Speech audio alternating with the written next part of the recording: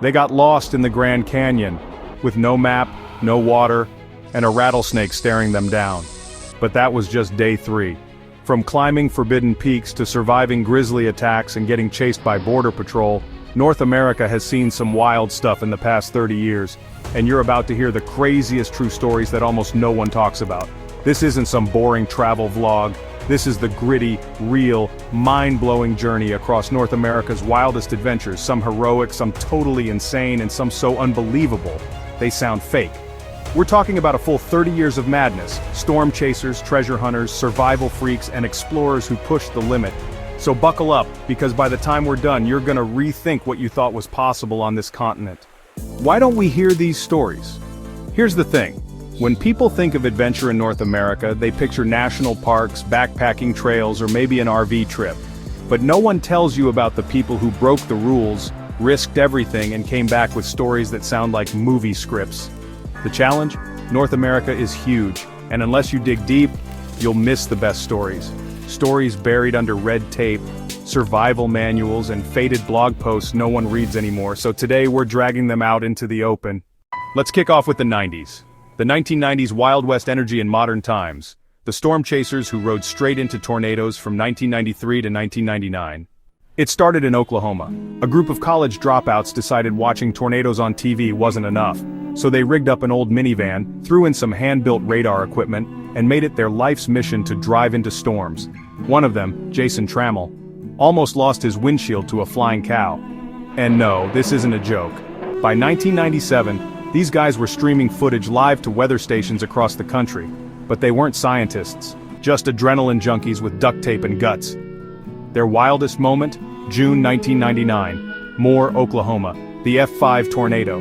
They drove parallel to it, just outside the vortex, with hail the size of baseballs smashing the roof. Trammell lost hearing in one ear. Another guy broke 3 ribs when the van flipped. But they caught footage that's still used in weather documentaries today. His name was Andy Stevens. No shoes, no sponsorships, no plan. He just said, "I'm tired of sitting in traffic," and left everything behind. Andy walked from Key West, Florida, to Prudhoe Bay, Alaska. That's 5,500 miles, through swamps, through deserts, through mountain passes. He stepped on glass, scorpions, and even a jellyfish. Yes, inland somehow. He slept in drainage pipes, under abandoned train cars, and in bear dens, on accident. It took him 3 years. He arrived in Alaska with frostbitten toes, a beard down to his chest, and the same cargo shorts he started in. When asked why he did it, Andy said, "Because I wanted to know how it feels to just keep going." The 90s were chaos in Yosemite. Technically, base jumping was illegal, but a rogue community of jumpers treated the granite cliffs like their playground. They'd sneak in at 4 a.m., climb El Capitan, and leap off just before sunrise. Some used wingsuits, others just straight parachutes. One guy, Nick Spence, landed in a tree and had to spend 12 hours dangling upside down while park rangers tried to reach him. The National Park Service finally cracked down in 1999, leading to midnight arrests and even helicopter chases. But the base jumpers didn't stop. They just moved to the cliffs outside the park and kept flying. Underneath Houston's surface, there's a network of storm drains and abandoned subway tunnels. And in 2003, an urban explorer known online as Crankstomp found something wild. A half-built amusement park under the city. No joke. There were fiberglass animals, broken ticket booths, and a rusted-out roller coaster track. It was a failed project from the 80s that got abandoned after a massive flood. No one talked about it, no maps marked it. The city never claimed it existed. Crankstomp posted pictures on an old message board, then disappeared. Some say he got arrested, others say he went deeper and never came back.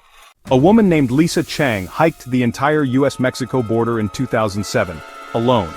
People told her she was insane, that she'd get lost, that cartels would kill her, that Border Patrol would arrest her.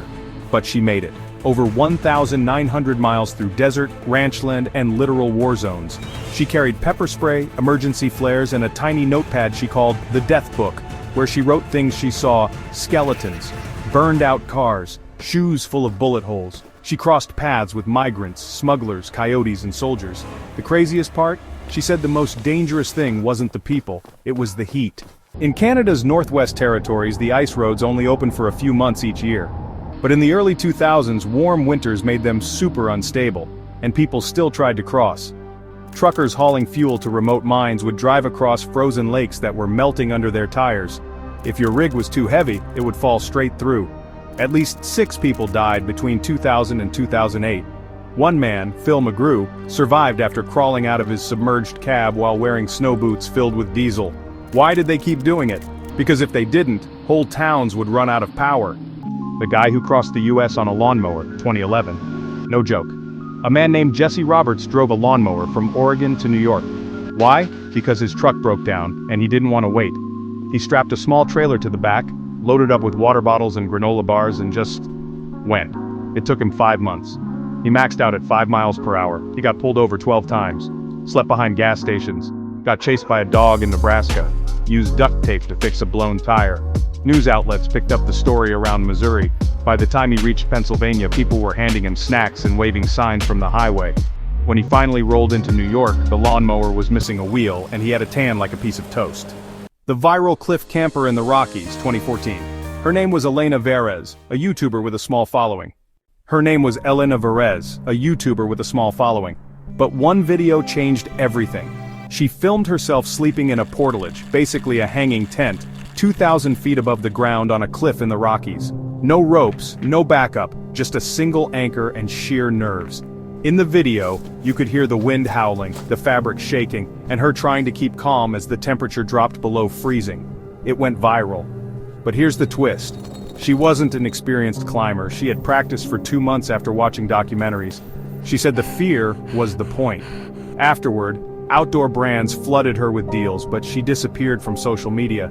Some say she went to Patagonia next, others think she just wanted the thrill, and then tapped out. Remember that random hiker who found a monolith in the Utah desert? That kicked off a frenzy. What most people don't know is that a small group of desert explorers had already been finding weird metal structures for years. Old military towers, bunkers, even a full underground warehouse hidden beneath a rock formation. In 2017, one group found a sealed hatch with fresh tire tracks nearby. They opened it and discovered shelves of canned food, a working generator, and cold batteries still charging. Was it a military outpost, a doomsday prepper's lair? No one knew. They posted GPS coordinates online, and chaos followed. People flocked from California, Texas, even Canada. Some claimed to find gold coins, others brought metal detectors and got arrested. The site was sealed off in 2018. To this day, no official explanation. That's not a typo. His name was Barry Miller, and he didn't want to do a regular kayak trip. So he welded a steel bathtub to a canoe frame, sealed it with silicone, and hit the water in Minnesota. Over 2,300 miles later, he reached the Gulf of Mexico. Along the way, he capsized twice, got stung by jellyfish in Louisiana, and had to duct tape his tub after hitting a barge wake. He wore a straw hat and kept a water gun filled with Kool-Aid for morale. Locals along the river gave him hot meals and phone chargers. He documented the whole thing on a waterproof GoPro. When asked why a bathtub, he just said, because no one else did. Her name's Sophia K. The woman who biked every U.S. state during the pandemic, 2020-2021. Her name's Sophia K. When COVID hit and borders shut down, she didn't stay home. She grabbed her bike and hit the road, riding through all 50 U.S. states in under 14 months. She faced closed campsites, empty gas stations, and hostile stares from towns that didn't want visitors. She rode through blizzards in Montana, scorched trails in Arizona, flooded highways in Louisiana. She slept in parking lots and behind Walmarts. In one town, cops gave her a ticket for unsafe loitering. In another, a diner owner let her sleep inside during a tornado watch. She posted updates every night from gas station Wi-Fi. The craziest part? She was recovering from a broken leg when she started. The hiker who got lost in Canada's wild and survived on mints, 2021. It started as a day hike. Josh Elkins went out to explore a section of forest near Alberta. But he took a wrong turn, then another. Then fell down a slope and broke his GPS. He was stuck for 7 days in freezing conditions, wearing a hoodie with zero food. The only thing he had? A pocket full of Tic Tacs. He rationed them, 3 per day. He built a shelter out of branches. Used socks as gloves. Boiled pond water with a lighter and a crushed soda can. When a search chopper finally spotted him, he had lost 20 pounds and was speaking gibberish. His first request? A burger. The man who walked from Mexico to the Arctic, with a goat, 2022. Yep. A goat. The guy's name is Kevin Wallace. He adopted a goat named Taco and said, let's see how far we can go. They started in Baja California and walked all the way to Tuktoyaktuk, in the Canadian Arctic. Kevin built a cart that Taco helped pull. They dealt with everything: heat waves, snow, wolf packs, angry ranchers. At one point they ran out of food and survived on berries and river fish for 10 days. At another point a bear chased them across a frozen lake. He slept beside Taco every night, gave interviews along the way. Taco even got her own Instagram. After 4,700 miles they reached the Arctic Ocean. No sponsorships, no film crew, just a man, his goat, and an endless road. Florida. Hurricane Idalia. While everyone was evacuating, 17-year-old Marcus Cruz grabbed his surfboard and started heading in. He wasn't being reckless. He saw people trapped in flooded homes and he realized no rescue boats were close enough. He used his board to ferry kids, elderly people, even pets from flooded houses to rooftops and eventually dry land. He did it for 9 hours straight, refusing to rest. When emergency crews arrived, they found a soaking wet teenager covered in bruises and cuts. They asked why he didn't wait. He said, because people were screaming. Her name is Ren, no last name, no address. She lives in a converted van deep in the Alaskan wilderness, year-round, with her 4 massive huskies, Ghost, Luna, Fang, and Moose. She has no cell service most of the time, no GPS, just a massive paper map, old-school compass, and solar panels duct taped to her roof. In the winter, she uses sleds to move around when the van gets buried. She hunts her own food, melts snow for water, and sleeps in -40-degree temps inside a sleeping bag rated for the Arctic.